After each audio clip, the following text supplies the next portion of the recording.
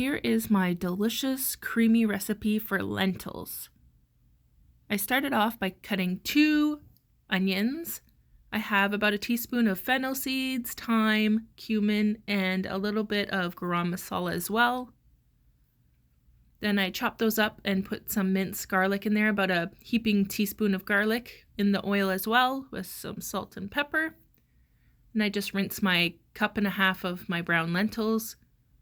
Once my garlic and onions are tender, I just pop in my spices there and incorporate them with the oil and then to the onions. I don't know if it helps doing this, but it seems to be my ritual, so. And then you just let it go till it's fragrant, about 60 to 90 seconds.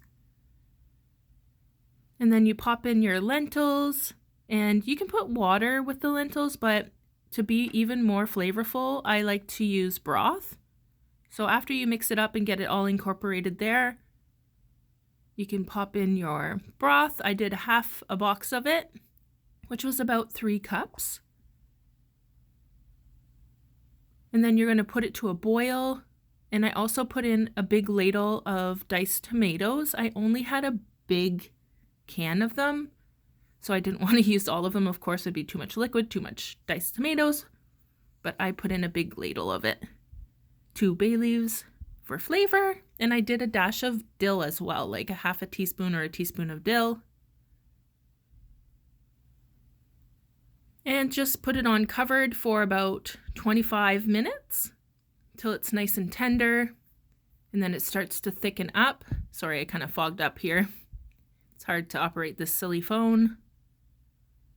Then when it starts to thicken up like this, you're going to put in, I did about 2 teaspoons, like heaping teaspoons of tahini, and a teaspoon of miso paste.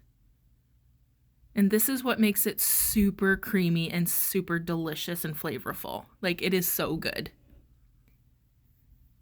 And then I'm going to mix it up until nice and creamy there, and it's all going to get thick and start to smell and taste so delicious. And then I add in about a teaspoon of red wine vinegar as well. And here you can see it's all done, and I'm just taking out the bay leaves there. And yeah, my boys really loved it with some vegan cheese shreds and some chives, but it's so good on its own with some rice. And I know you're going to enjoy this. It is so super delicious and creamy. Look at that.